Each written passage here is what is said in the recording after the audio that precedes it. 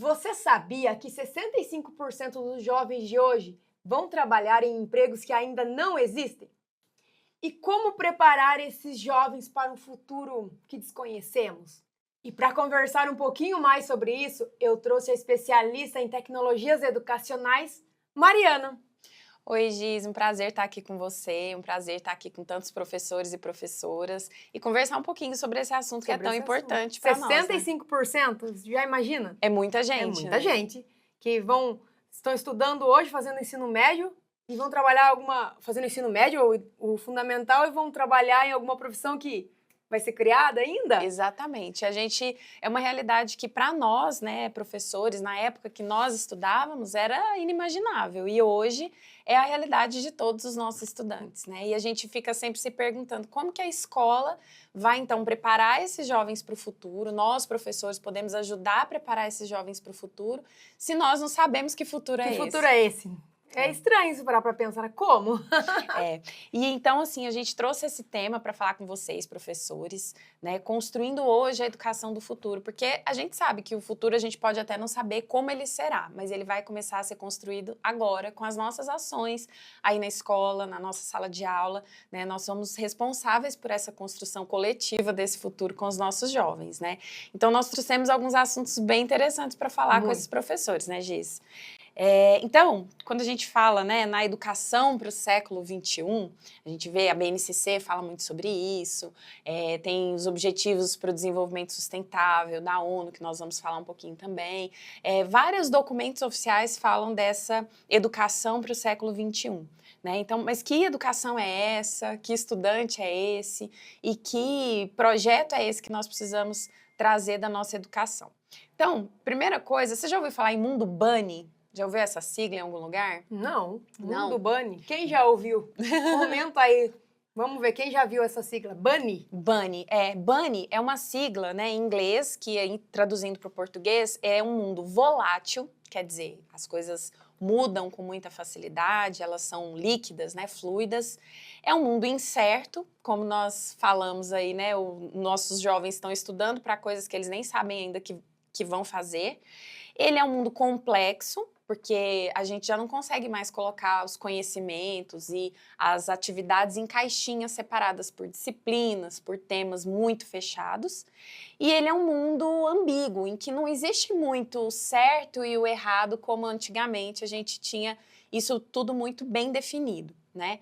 Então, esse mundo Bunny é um mundo que já está aí para nós, a gente já está vivendo nesse mundo há algum tempo, só que as nossas escolas ainda não, muitas delas ainda não se deram conta disso. E os nossos professores também estão passando por essa mudança ainda. E depois da pandemia, Nossa. Ainda veio outra coisa, o mundo VUCA. Meu Deus, não, nem esse também eu nunca ouvi falar. Quem já ouviu falar mundo VUCA? Esse mundo VUCA, então, ele é ainda mais frágil, né? A gente percebeu aí com a pandemia que nós somos muito frágeis e a nossa sociedade é muito frágil, né? A gente percebeu que existem questões que precisam de mudanças rápidas e que nada é garantido, que a gente não tem certeza de muita coisa.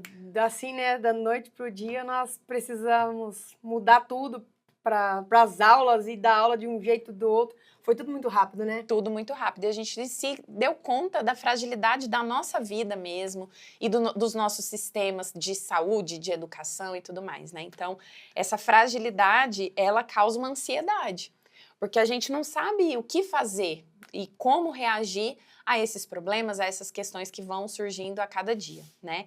E são questões não lineares, a gente não consegue simplesmente, você que é da matemática, né, Giz, gosta das coisas bem organizadinhas, Sim, né? sempre. Mas, infelizmente, o nosso mundo não é tão Não, assim, né? de jeito nenhum. Assim, né? Ele é sazonal, toda hora, cada hora tá de um jeito e... Exatamente, Nossa, disperso, né? E a gente disperso precisa demais. aprender a lidar com isso. E ele muitas vezes é incompreensível. Então, muitas vezes a gente precisa lidar com isso. Isso causa uma ansiedade para nós, professores, para os nossos estudantes. Tem até questões sérias aí, até de saúde mental, que a gente precisa lidar. Que tá muito em alta o tema hoje também, né? Sobre saúde mental. Exatamente. E por que isso está tão em alta? Porque a gente foi educado numa geração anterior que não estava preparado para toda essa situação e a gente meio que quis transpor isso para os nossos alunos, sendo que o mundo deles é diferente, né? Então, a gente precisa pensar nessas realidades novas que nossos estudantes enfrentam e nós também, porque a gente está vivendo nesse mundo também, e saber como lidar com tudo isso. É um grande desafio, né? Um grande desafio, muita coisa. E eu acho que, assim, responder, de fato, como é que a gente vai lidar com isso... Não tem como, né? Não Não tem tem uma resposta pronta, né? Mas tem como uma orientação, responder uma orientação, como lidar com esse caminho, né? Com esse processo. Exatamente. A gente tem dicas enfim, Dicas, boa. como que a gente vai pensar nesse futuro, né? Mas para a gente pensar nesse futuro, a gente precisa entender e fazer projeções, né? Existe, inclusive, uma área de estudo que as pessoas chamam de futurologia, que é um nome bonito, né?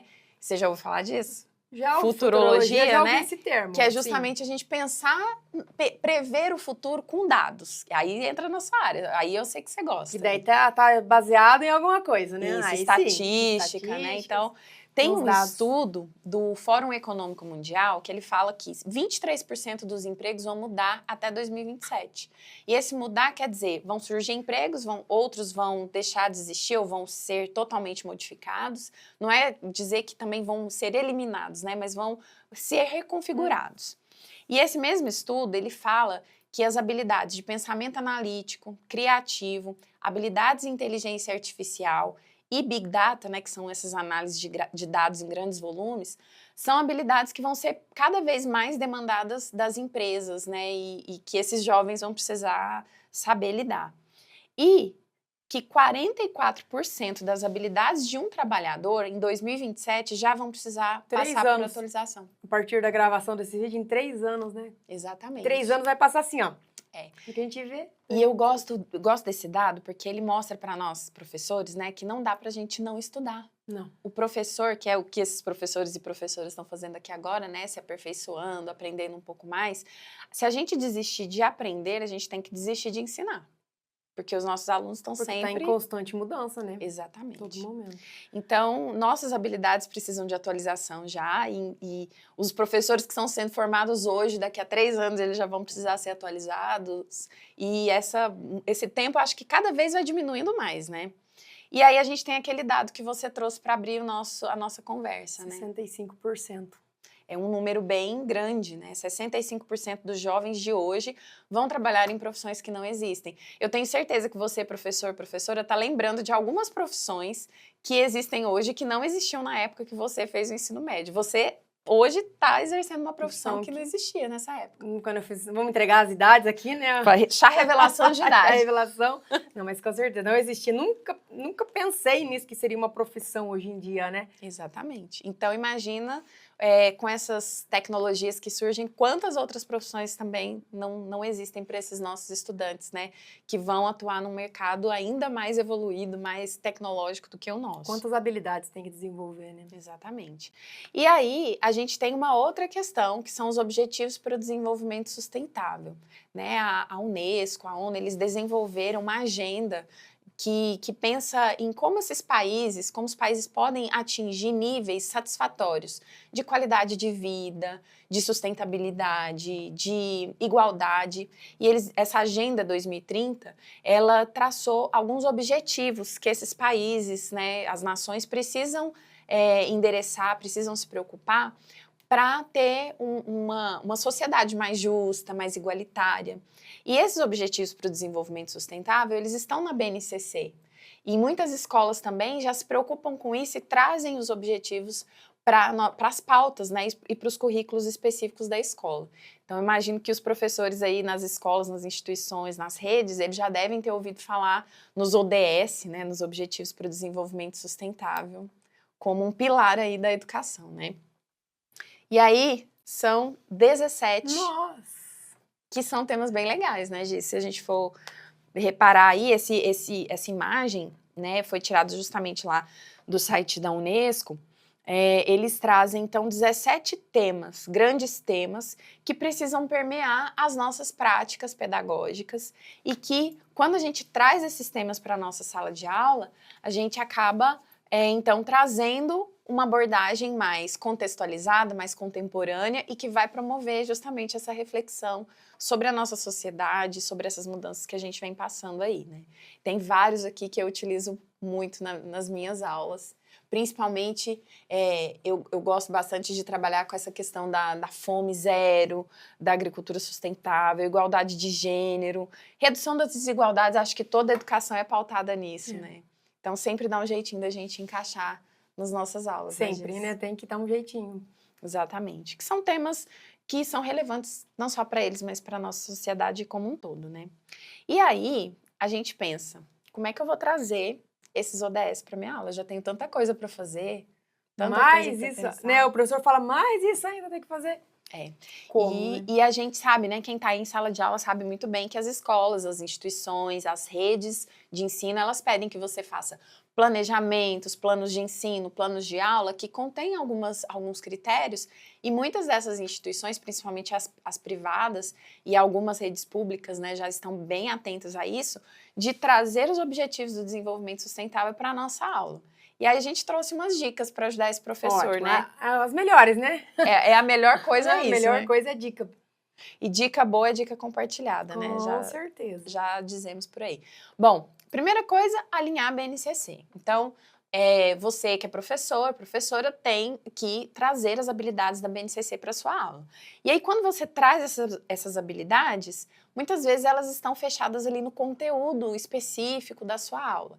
E aí você pensa, bom, eu preciso dessa habilidade fazer um gancho, fazer um link com um desses objetivos, pelo menos, do desenvolvimento sustentável. E aí a gente tem aquela forcinha das inteligências artificiais, que inclusive é tema de um dos episódios, de um dos né? módulos sobre inteligência artificial e as ferramentas digitais. Então Tá vai ser... maravilhoso, não percam esse módulo. Até eu quero assistir esses dias, eu tenho certeza que tem muita coisa legal aí. Está maravilhoso. Então, uma dica é a gente pedir essa ajudinha das inteligências artificiais. Então, a gente tem, por exemplo, um exemplo de prompt aqui. O que é o prompt? É aquela pergunta que você faz, aquele comando que você dá para a inteligência artificial. Para ela executar e trazer uma resposta que os professores podem analisar se está favorável ou não, né? Exatamente. E aí eu trouxe um exemplo de prompt e tem o link aqui do resultado desse prompt, se o professor depois quiser clicar e ver como é que ficou. Vamos ver. Mas basicamente eu trouxe aqui uma professora de matemática, né?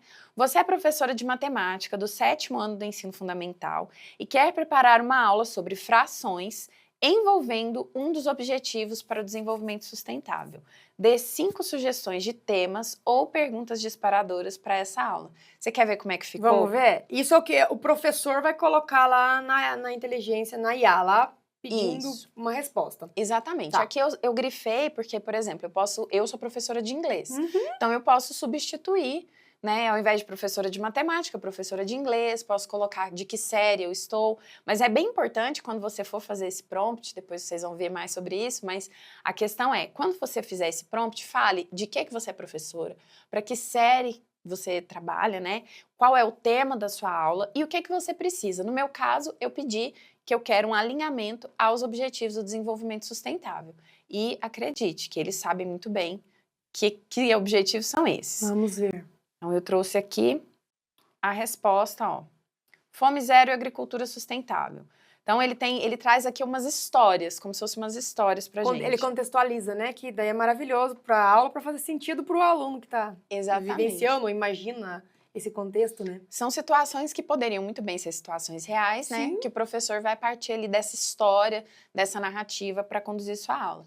Então, se um agricultor colhe meia tonelada de arroz e quer dividir igualmente entre 3 comunidades, quanto arroz cada comunidade receberá? Então, essa pergunta vai abordar a distribuição de alimentos, a importância do combate à fome, né? Aí ele até coloca o número da ODS, né? 2. Exatamente. 6. Perfeito. Então, para o professor, ele já não vai precisar mais ir atrás daqueles ODS ou ficar quebrando a cabeça de como fazer isso. O conhecimento de fração ele já tem, é um conhecimento técnico que ele já domina, e ele tem essa ajudinha para pensar em como transformar isso para uma questão mais social e que ele possa trabalhar na sala de aula. Perfeito. Né?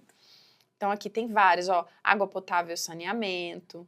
Então, aí você pode trabalhar, por exemplo, Se 3/5 da população mundial tem acesso à água potável, que fração representa a população que ainda não tem acesso? Aí você vai falar, será que esse dado é um dado real? Aí é a hora que a gente fala que o professor precisa checar, né? Aí ele vai, né? Exatamente, fazer a conferência dessas informações.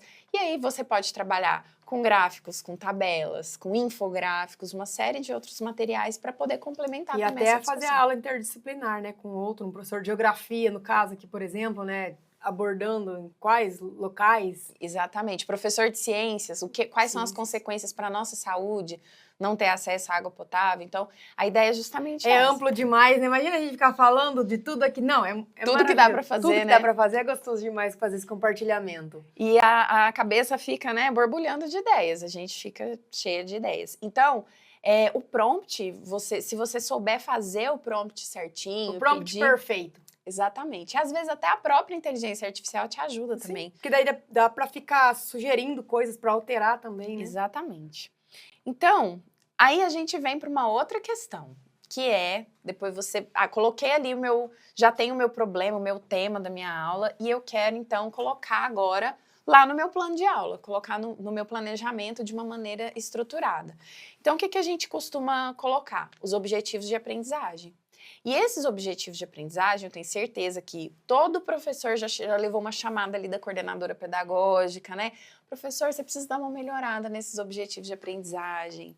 Professor, coloca os objetivos de aprendizagem alinhados à taxonomia de Bloom. Já, com certeza. Quem nunca, né? E aí, às vezes, a gente, na correria, a gente tem essa dificuldade, porque são muitas coisas para fazer, né? E aí, a gente pensou em algumas estratégias, algumas dicas para ajudar esse professor a fazer esse alinhamento, esse match perfeito. Aí dos ODS, objetivos e a BNCC, né? E entregar o planejamento em dia para a coordenação aprovar aquele sorrisão, né? E sem sofrer, né, gente? Porque a gente sabe que tem muita coisa para ser feita. Porque então isso aí, o planejamento, depois o professor faz esse planejamento, tem esse trabalho, depois tem que executar tudo em sala de aula, é muito trampo, né? É muita coisa. E a gente sabe que o trabalho que realmente que o professor quer mais se dedicar é na sala de aula, é com seu aluno. Mas para que isso aconteça, ele precisa passar também por essas questões que são importantes para a escola funcionar e para ter isso tudo registrado. Tem toda também. essa preparação, né? Exatamente. Então, a gente começa... O que são objetivos de aprendizagem, né?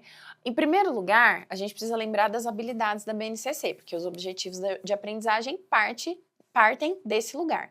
Então, as habilidades lá que estão na BNCC são as aprendizagens essenciais para o estudante de determinada etapa. Então, lá para o ensino fundamental, para séries específicas do fundamental, na educação infantil eles vão ter uma nomenclatura um pouquinho diferente, para o ensino médio. Então, a gente tem essas habilidades que a BNCC já traz, os currículos dos estados, dos municípios. Às vezes, alguma escola trabalha com algum currículo internacional também, que já trazem algumas habilidades um pouco mais abrangentes, um pouco diferentes, mas saber essas habilidades e onde encontrar essas habilidades. Então, Quais são as dicas para isso? As habilidades da BNCC, né, elas estão elaboradas com uma nomenclatura bem organizadinha. Então, elas utilizam, primeiro, um verbo, que representa ali um processo cognitivo, né? Então, utilizar, compreender, denominar, tem sempre um verbo começando essa habilidade. Começa sempre com verbo, né? Exatamente. Depois ela tem o objeto de conhecimento, que é o tema que vai ser o conteúdo que vai ser trabalhado naquela aula. Então, utilizar a simbologia algébrica para expressar regularidades. Então, eu tenho, qual que é o objeto de conhecimento? A simbologia algébrica, né? E temos um modificador, que é o que dá aquela contextualização mais específica ainda. Para quê? Né? Ou qual tipo de regularidades? Regularidades encontradas em sequências numéricas. Então, a gente tem ali a habilidade da BNCC, que é dessa maneira. Mas e aí, Giz, me fala, você que é professora de matemática, para eu conseguir fazer isso aqui, utilizar a simbologia algébrica para expressar regularidades encontradas em sequências numéricas, uma aula só é suficiente? Não. Nunca na vida, né? Porque uma aula dessa começaria com desenhos, observando figuras, já só para eu começar a observar e começar a fazer essa análise e a conexão na sequência, montar uma sequência que dê origem a isso, já... É muita coisa, né? Muita coisa. E aí você já meio que matou a charada, porque você já falou que antes de chegar nisso eu tenho várias etapas que precisam ser seguidas. Sim. E é aí que chegam os objetivos de aprendizagem. Então, os objetivos de aprendizagem, eles são, então, descrições concisas, claramente articuladas do que os alunos devem saber e compreender e do que eles serão capazes de fazer numa fase específica. Então ele pega essa habilidade e a habilidade ela se transforma num objetivo. Essa habilidade, atingir aquela habilidade é um objetivo.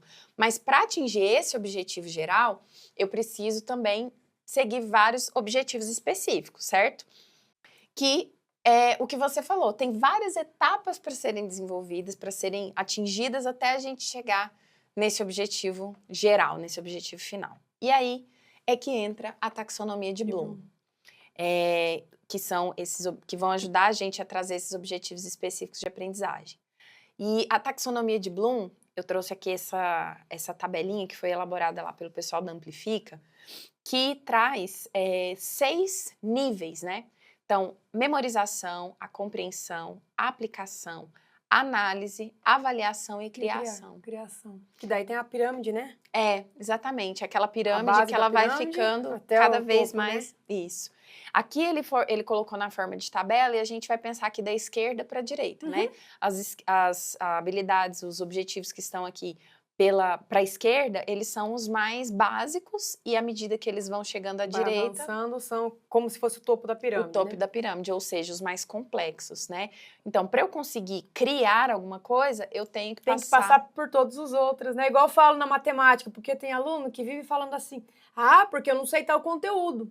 Eu falo, pensa que você quer subir uma pirâmide. Para você chegar no topo, você tem que passar pelos degraus de baixo. Exatamente. Então, você tem que saber um conteúdo básico da matemática para chegar naquele complexo. Exatamente. E aí que tá a taxonomia de Bloom. Só que aí no dia a dia, na correria, a gente às vezes, eu particularmente, tenho essa tabelinha pregada na minha frente, no meu computador. Porque toda vez que eu vou fazer um plano de aula, eu só ergo a cabeça assim, já sei o que eu vou fazer. Mas às vezes não dá tempo, porque a gente tem muita aula para preparar, tem prova para corrigir, aquela coisa toda. Então, o que a gente faz? De novo, aquela ajudinha. Aquela forcinha, né? A forcinha que a gente usa. Então, primeira coisa que a gente faz para elaborar os objetivos de aprendizagem. Primeiro, a gente tem que pensar quais são essas etapas menores que vão me ajudar a atingir esse objetivo geral. Então, antes de compreender, eu preciso identificar, eu preciso caracterizar, dar nome, preciso aplicar em algumas situações que já estão postas para mim, para depois eu conseguir fazer abstrações e criar em cima daquilo, né? Basicamente. Se eu precisar de ajuda, conto com aquela assistente pessoal, que não é o estagiário. Não. É aquele bonito do que a gente estava falando, né? Da inteligência artificial, que vai nos ajudar a, então, fazer essa quebra desses objetivos. Então, a gente pode colocar ali, de novo, sou professora de matemática para o 7º ano do Fundamental e eu quero elaborar um plano de aula sobre expressões numéricas. Me ajude a elaborar uma lista de objetivos de aprendizagens a partir da taxonomia de Bloom. E com isso daí vai gerando esses objetivos que seriam, vou chamar objetivos específicos? Exatamente, os objetivos de aprendizagem que a gente pode, em cada aula, desenvolver parte desses objetivos, porque a gente não consegue fazer todos numa aula só, né? Então, a gente consegue separar, talvez, até uma sequência didática para poder depois chegar nesse objetivo geral de aprendizagem, né? Bom, e aí a gente tem outras ferramentas. Tem o Teach, por exemplo, que ele é uma ferramenta de inteligência artificial específica para a educação, que ele trabalha, inclusive, com a BNCC, ele traz as habilidades da BNCC lá nos dados, então, se você colocar essas informações, ele já vai puxar para você as habilidades. Já tá tudo conectado, prontinho para o professor, né? Exatamente. Pra facilitar a vida do professor. Isso. E nós temos o Magic School, que eu não vou dar spoiler, não, porque a gente, agora né, não, ainda porque não. nós teremos um módulo específico para essas ferramentas digitais. Ó. Tem muita coisa perfeita para você aqui. Exatamente. A gente só tá dando um gostinho e falando pro professor também, né? Eu acho que é importante vocês, professores, professoras, saberem que não estão sozinhos, né? Eu acho que a inteligência artificial e essas ferramentas digitais, elas nos ajudam muito a organizar a nossa vida, a otimizar o nosso tempo e a ter mais tempo para fazer o que a gente faz de melhor, que é atuar na sala de aula, né? Então, a hora da execução, né? A hora da vida real. E quando a gente tem essa forcinha, né, dessas tecnologias, não estou falando aqui também de substituição em momento algum. Eu falo por mim, eu tinha muita resistência de usar essas ferramentas, porque eu tinha medo de, então agora eu vou ficar dando aula só por conta em função de ferramenta. E não é bem assim, porque eu percebo que hoje eu consigo preparar aulas com mais facilidade, com mais rapidez, de um jeito mais objetivo, que atende o que a minha instituição precisa, e consigo me dedicar a fazer, por exemplo, a adaptação das provas dos alunos que têm algum tipo de necessidade especial. Consigo me dedicar a deixar minhas aulas mais criativas, mais engajadoras e pensar em outras ferramentas em outras estratégias que antes eu não tinha tempo para fazer. Porque daí ficava procurando como montar esse planejamento, toda aquela demora, né? Ficava presa ali na burocracia e acabava não me dedicando ao que fazia mais diferença, né? Sim. E aí a gente tem uma última questão que é muito importante para o nosso planejamento hoje em dia, né? Quando a gente vai pensar nos planos de ensino, nos planos de aula, que é a questão dos multiletramentos e da educação midiática. Muitas vezes, Giz, os multiletramentos, eles são muito pensados ali para professores de linguagens, né? Mas a matemática também não é uma linguagem? Sim. Então, por que a gente não pode trabalhar isso na matemática? Né? E você falou também sobre a questão da interdisciplinaridade. Se a gente pensar em conteúdos só pensando na caixinha da nossa disciplina, eles vão ficar vazios de significado para o nosso aluno. Fica vago, né? Fica vago. Então, a ideia, quando a gente pensa nos multiletramentos e na educação midiática, é justamente promover a conexão do que a gente está ensinando, do que a gente está estudando, com a realidade que o nosso aluno já vive, né? Então, quando eu falo, por exemplo, na pedagogia dos multiletramentos, a gente pensa em algumas características, 3, basicamente. A multimodalidade, então, quer dizer, na matemática você vai ter ali os números, né, a linguagem dos números, mas você também vai usar a língua portuguesa, porque você precisa da interpretação de texto para os problemas. Tem um enunciado. Né? Você vai usar as tabelas, gráficos, uma série de linguagens que são além do número, não é? As imagens, as cores, as formas geométricas, tudo isso é linguagem também, certo? Sim. E aí, a gente tem também multimídia. A gente hoje em dia, a gente trabalha com diferentes mídias. Você lá, giz com giz, você usa suas lousas, mas você usa o computador, você usa o tablet. O caderno. O livro, tudo isso é mídia diferente. Né? O cartaz que a gente produz com o aluno, o próprio celular que ele usa o dia todo ali, a televisão, tudo isso é suporte diferente e cada suporte traz uma linguagem diferente que a gente tem que usar ao nosso favor. Porque eu não sei se vocês... É pergunta retórica, eu sei que já, mas, né, fazendo a provocação aí para vocês pensarem nas suas salas de aula, eu tenho certeza que você tem um aluno que ele aprende mais se ele escrever no caderno. Que daí entra o estilo de aprendizagem, certo? Exatamente. E também nós temos um módulo específico sobre estilos de aprendizagem aqui, que tá maravilhoso. Também tudo tá maravilhoso. Tá muito completo. Eu queria ter tido isso quando eu comecei, Giz. Quando a gente, né, na nossa execução ali, era tudo livro, tudo... Nossa, muita pesquisa. E aí a gente tem aquele aluno que, com leitura, ele não vai aprender, mas ele vai precisar de um vídeo, que aí tem a Giz com o canal dela, que tem vários vídeos que vão ajudar o professor que... eu já passei tanta lista de exercício, eu já passei tanta coisa no caderno e esse aluno não aprende. Você já tentou um vídeo? Uma outra forma, né? Eu tenho alunos, por exemplo, que eles têm alguma dificuldade de leitura por conta do contraste. O papel branco, né, traz essa dificuldade. Então, o que eles fazem? Usam um tablet com contraste de cor e aí eles conseguem escrever, conseguem ler com tranquilidade.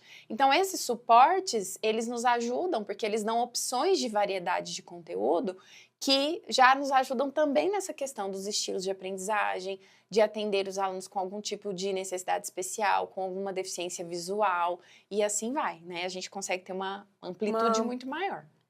E a multiculturalidade, quer dizer, a gente tem alunos de diferentes contextos, né? Você tem alunos que são dentro da mesma sala de aula, com contextos sociais diferentes, que vêm de famílias diferentes, às vezes de diferentes regiões que estão ali convivendo, enfim, várias variedades que nós temos dentro de uma mesma sala de aula, né? Temos diferenças até de idade, às vezes, alunos mais velhos com alunos mais novos, enfim, uma série de variações, e cada uma dessas variações vão ter um efeito ali na maneira como o aluno lida com a matéria, né? E a gente precisa considerar tudo isso quando vai planejar nossa aula. Quanta coisa! Só isso, gente. É facinho você ser professor.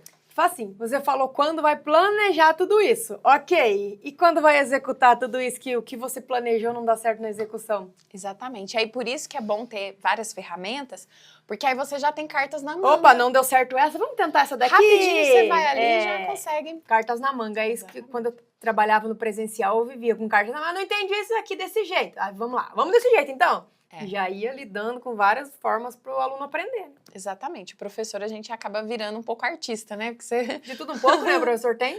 A gente acaba ampliando tanto que vira um artista mesmo. E aí, a educação midiática, né, ela entra... Eu trouxe essa mandala aqui, que é do Educamídia, que é um programa do Instituto Palavra Aberta de formação de professores para educação midiática, né? E eles trazem essa mandala que tem 3 eixos principais. A leitura, que aí vai entrar a análise crítica da mídia, letramento da informação, a escrita e a participação, né, cívica e cidadã ali desse estudante. Mas aí, onde que entra? O que eu tenho a ver com isso, né? Vamos lá, o que o professor tem a ver com isso? Vamos lá. O que o professor tem a ver com isso? Se a gente estiver falando, por exemplo, você que é professora de matemática, eu tenho certeza que folheando o jornal, esse estudante, enfim, já se deparou com uma tabela. Ah, sai um gráfico. Um gráfico, saiu uma pesquisa do IBGE. Vai ter matéria sobre isso no jornal. Saiu um estudo de um instituto de economia. Vai aparecer no jornal. Todo dia a gente assistindo o jornal ou vendo ali nas redes sociais, aparece ali, o índice de desemprego aumentou em tantos %, o dólar está valorizado em tantos %. Tudo isso é informação que a gente coleta de onde? Da mídia. E a gente precisa dessas informações para saber viver no mundo que a gente está. E aí a gente pode usar essa informação que vem da mídia para trazer, então, para o nosso aluno um conhecimento mais significativo, que ele vai ver no mundo real, né? Então, trabalhar com textos autênticos é o texto que eu encontrei na rede social, no jornal, na televisão, que a gente está falando não só de texto escrito, né? O texto audiovisual ali também é um texto, né? Até redes sociais, a gente tem várias coisas legais hoje em dia para trabalhar em sala de aula. Trabalhar com essa leitura e análise crítica. Então, bom, vamos pegar... Não acreditar em tudo que se vê, né? Não acreditar em tudo e entender, por exemplo, você que trabalha com números, né? Vamos pegar, então, essa tabela e vamos ver quantas maneiras essa tabela tem de nos contar uma história. De quantas maneiras diferentes eu posso contar essa mesma história. Então, eu posso falar, os números cresceram de um ano para o outro, mas ele teve uma diferença aqui pequena, e aí eu posso focar em uma coisa ou outra, e aí a minha história muda completamente. Então, se o aluno souber fazer essa leitura e essa interpretação, ele não vai ser tão facilmente manipulado, né? E vai conseguir tomar... Tem um olhar diferenciado aí, né? Exatamente. Aí a gente vai chegar naquela coisa da educação do futuro. Ele vai saber ter acesso a essas informações e interpretar sem depender do que outras pessoas contam para ele, porque ele vai conseguir fazer isso de uma maneira independente e autônoma, né? Bom, e a leitura e a produção multimodal. Então, a gente pensar, esse aluno que não sabe, talvez, escrever ou não consegue se expressar tão bem por texto, será que esse aluno não consegue, então, gravar um vídeo? Será que esse aluno não consegue fazer um infográfico? Um desenho? Um desenho. Então, por que a gente não pode explorar isso também para variar um pouco, até os nossos instrumentos de avaliação, né? Que estão muito engessados hoje em dia, né? E aí a gente trouxe, né, justamente os gráficos, os infográficos, que são todos esses recursos que nós temos, as tabelas, né, e as imagens de um modo geral, né, à nossa disposição. É isso, Giz. Olha quanta coisa. Imagina o professor que está lá planejando a sua aula com todas essas dicas, já vai facilitar muito, porque dá trabalho de fazer um planejamento, de entregar esse planejamento perfeito para você ganhar aquele ok e entregar em dia, né? E depois vem a execução. Exatamente. Que é a parte que o professor vai lidando ali, não deu certo aqui, tem várias cartas na manga, como você disse, né? Eu acho que o importante do professor entender é que o planejamento, ele vai dar uma base, ele vai dar aquela sustentação para você ter o mínimo de ideia do que vai acontecer e até ir atrás dos recursos também que funcionam para aquele contexto, mas ele não é um limite, porque é isso que você falou, cada sala vai ter sua realidade e quando você tem um planejamento bem elaborado, você consegue até pensar nessas alternativas com mais tranquilidade, né? Sem ficar tão desesperado ali, que, meu Deus, tem que adaptar. E ele nos ajuda a ter essa tranquilidade, então, de cumprir essa parte que é importante, que é mais burocrática, mas que é importante também. E o que eu vou Porque fazer? ela embasa, né, a hora da execução, né, a hora da vida real, né? Exatamente. Então é isso, a gente trouxe aqui algumas dicas para esse professor. Foram maravilhosos, por sinal, né, gente? Espero que vocês tenham gostado e convidar todo mundo para continuar assistindo, porque tem muito mais coisa para a gente falar. Tem muita coisa maravilhosa por aqui, outros módulos também, sempre procurando te ajudar na hora da elaboração da sua aula, na hora da execução, várias ferramentas, então não perca os módulos, os episódios que nós teremos por aí. E até o próximo, então. Tchau! Tchau, tchau!